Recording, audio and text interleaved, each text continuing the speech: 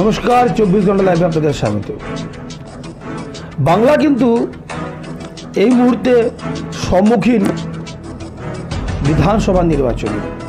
এই রাজ্যের যে প্রধান বিরোধী দল ভারতীয় জনতা পার্টি আর একদিকে শাসক দল তৃণমূল কংগ্রেস, এই দু দলকে দেখা যাচ্ছে কিন্তু তারা সম্পূর্ণভাবে প্রস্তুতি নিচ্ছেন সেই নির্বাচনের।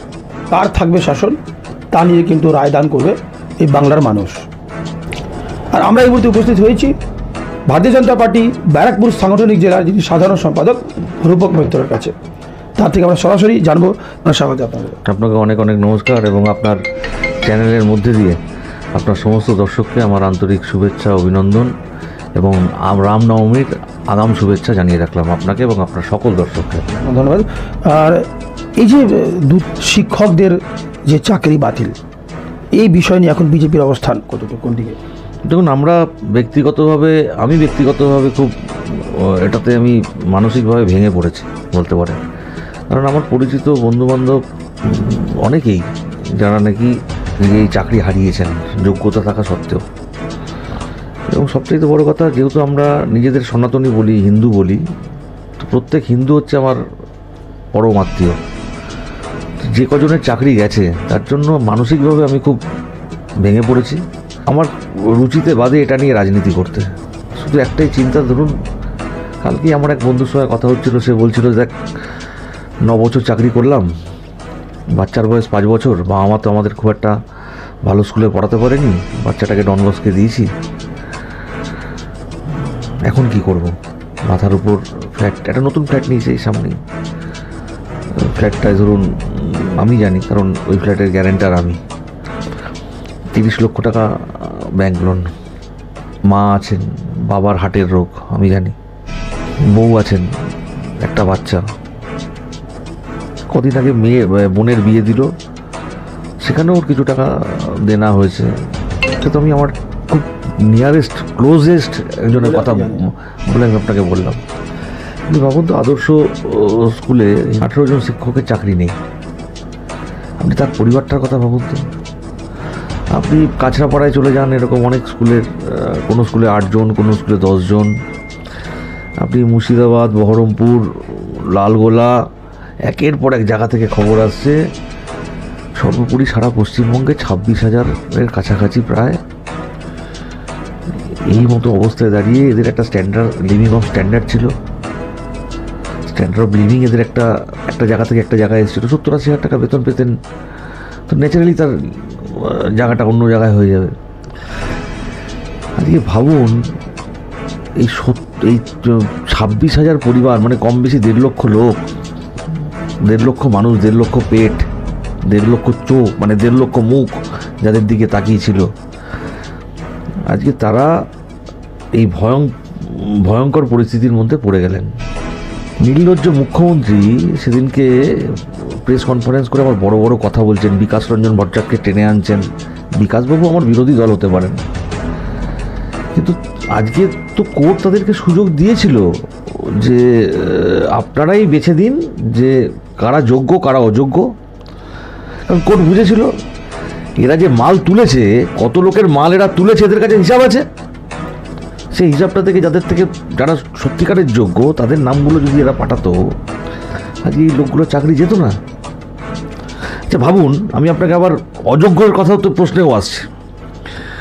ধরুন, আমার পরিবারে আমার যদি একটা ছেলে বয়স হয়ে গিয়ে থাকে, দীর্ঘদিন ধরে চাকরি পাচ্ছে না, বা আমার একটা দুশ্চিন্তা তো থাকেই। সেখানে বা আমার যদি চাকরির জন্য টাকা দিয়েও থাকে, তো আজকে এই সিচুয়েশনটা এরা এরকম তৈরি করলো যে চাকরি পেতে গেলে টাকা দিতে হবে, টাকা ছাড়া চাকরি হবে না। আর সেই সিচুয়েশনের মধ্যে দাঁড়িয়ে সাধারণ মানুষ আজকে তার টাকা গেল। দেখুন, সুপ্রিম কোর্ট রায় দিয়েছে আপনাকে মাইনে ফেরত দিতে হবে।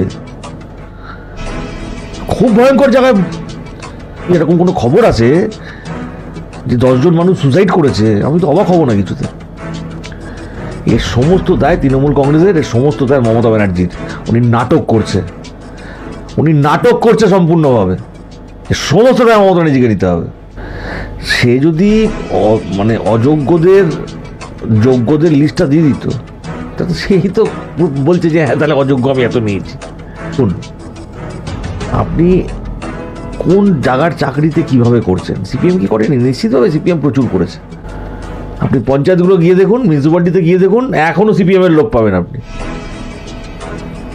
কিন্তু শিক্ষা, যেখানে আমার আপনার বাচ্চার ভবিষ্যৎ প্রজন্ম দাঁড়িয়ে রয়েছে।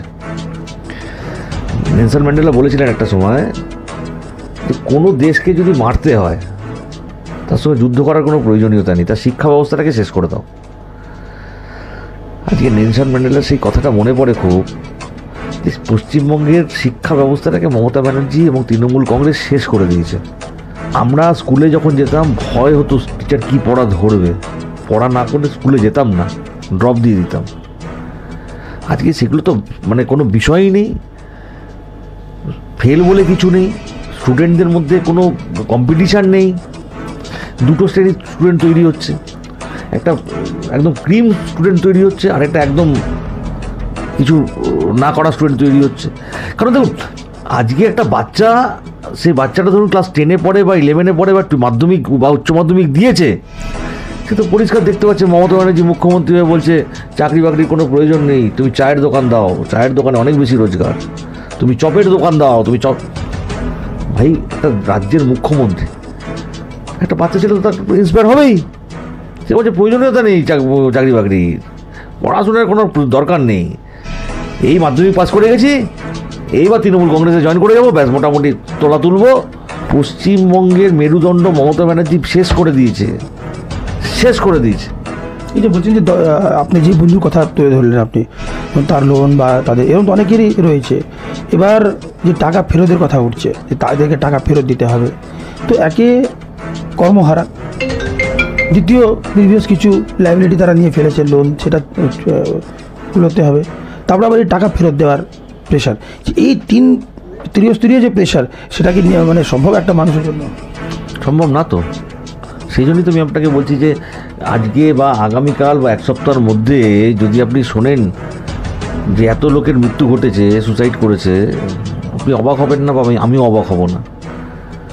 আপনি ভাবুন, আজকে তাদের একটা পরিবার একটা রিদিমের মধ্যে দিয়ে চলছিল। সে চাকরি পাওয়ার পর হয়তো সে ফ্ল্যাট কিনেছে 1 বছর পরে, 7 বছর 8 বছর তার ইএমআই চলে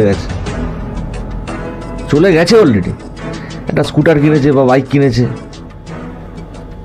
তার একটা ইএমআই আছে। বাচ্চাটাকে একটু ভালো স্কুলে ভর্তি করাচ্ছে, তার পেছনে একটা খরচ আছে। নিজের মা বাবা অসুস্থ হলে তার পেছনে খরচ আছে, নিজের রোগ ভোগ আছে, একটু বাড়িতে আত্মীয় স্বজন আসা আছে। সব মিলিয়ে দেখবেন আজকে থেকে তার জীবনের সামনে সে অন্ধকার দেখছে। আপনি সব বাদ দিয়ে দিন, তার বাচ্চা ছেলেটা যখন তাকে জিজ্ঞাসা করবে, আমাকে বাবা তুমি ডনবস্কে ভর্তি করে কেন আবার পাড়ার স্কুলে নিয়ে এসছো, একজন বাবা হিসেবে সে কি উত্তর দেবে বলুন তো? ভাবলে আমার গায়ে কাটা দিচ্ছে। এর ধরুন বর্তমান সমাধান, মানে আপনাদের কাছ থেকে কোনোরকম কোনো সমাধান সূত্র বিজেপি থেকে কি মানুষ পেতে পারে? দেখুন, আমাদের উচ্চ নেতৃত্ব এটা নিয়ে আলোচনায় বসেছে। মমতা ব্যানার্জি 26,000 পরিবারকে বিপদের মুখে ফেললেও আমাদের তো একটা নৈতিক দায়িত্ব কর্তব্য আছে। আমরা তো এরকমভাবে চুপ বসে থাকতে পারি না। আন্দোলন, ধর্না যা হওয়ার সেটা তো পলিটিক্যালি আমরা করব রাস্তায় নেমে। কিন্তু আমি আপনাকে বলছি, উচ্চ নেতৃত্ব এটা নিয়ে ভাবছে আরও কীভাবে সুপ্রিম কোর্টের কোন কোন ধারাতে, কোন গিয়ে কোনো ডিভিশন বেঞ্চ বা অন্য কিছু ট্রিপল বেঞ্চে যাওয়া, এই বিভিন্ন রকম যে বিষয় আছে এগুলো নিয়ে দল ভাবছে। এবং নিশ্চিতভাবে আমার দৃঢ় বিশ্বাস ভারতীয় জনতা পার্টি, কারণ আমাদের কাছে দল পরে, আগে দেশ। এত বড় স্ক্যাম তো সারা ভারতবর্ষে কোথাও হয়নি। আপনি ভাবুন না, সেই সিনটার কথা ভাবুন। পার্থবাবুর গার্লফ্রেন্ডের বাড়ির থেকে যখন 50-60 কোটি টাকা নগদ বেরোচ্ছে, আমি তো অত সোনা তো মনে হয় অঞ্জলি জুয়েলার্স বা পিসি চন্দ্র বা সেন করতে গেলে দেখা যাবে, এত সোনা। দল নিশ্চিতভাবে কিছু একটা ভাবছে এবং আমি আপনাকে বলি, খুব শিগগিরই আমরা এটা নিয়ে দলের থেকে নিশ্চিতভাবে কোনো একটা নির্দেশ আসবে আমাদের কাছে, এটা আমার দৃঢ় বিশ্বাস।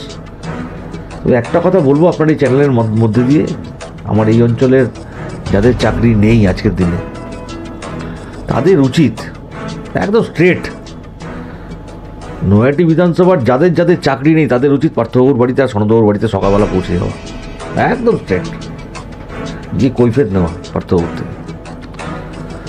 পার্থবাবুর থেকে পরিষ্কারের কৈফিয়ত দিতে হবে পার্থবাবুকে। এবং আমি আপনাকে বলবো, এই যে মমতা ব্যানার্জি নতুন আরেক নাটক শুরু করেছে, 7 তারিখ না 8 তারিখ মিটিং ডেকেছে, নিজেই মিটিং ডেকেছে, নিজেই অলভাড়া করেছে, এখন বলছে ওরা ডেকেছে আমি যাব। যদিও লোকে যায়, আমার মনে হয় একটা করে ঝ্যাঁটা, একটা করে চটি নিয়ে যাওয়া উচিত। তবে নিয়েও যাবে মানুষ, মানুষ যদি যায় ওই মিটিংয়ে দেখবেন ঝ্যাঁটা আর চটি নিয়ে গেছে। মানুষের একটা সীমা আছে সহ্যের। চোখের সামনে বালি চুরি হতে দেখেছি, চোখের সামনে শিবদাসপুরে মাটি চুরি হতে দেখি, কত সহ্য করবে মানুষ? মানুষের তো একটা লিমিট আছে। শিবদাসপুরে রাতের পর রাত, আপনি রাত্রিবেলা 12টার পরে দেখবেন শুধু মাটির গাড়ি কেটে কেটে বেরোচ্ছে। আপনি রাত 12টা 1টার পরে আপনি কাপা মোড়ে দাঁড়াবেন, দেখবেন ওই মথুরা বিল থেকে ওই বালি তুলে নিয়ে পাচার হচ্ছে। তো এইসব উত্তর পার্থবাবুকে দিতে হবে।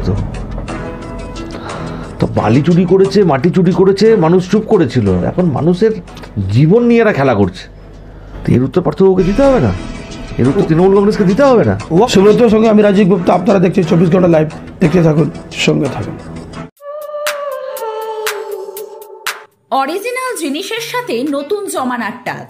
ভালো সময় দেখতে হলে কাঁচরাপাড়ার বিশ্বকর্মা ওয়াচ। এই শোরুমে ঘড়ি পছন্দ হবে সববার।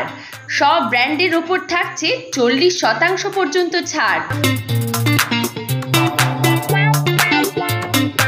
আজই আসুন বিশ্বকর্মা ওয়াচ, কেজিআর পথ, গান্ধী মোড়, কাঁচরাপাড়া।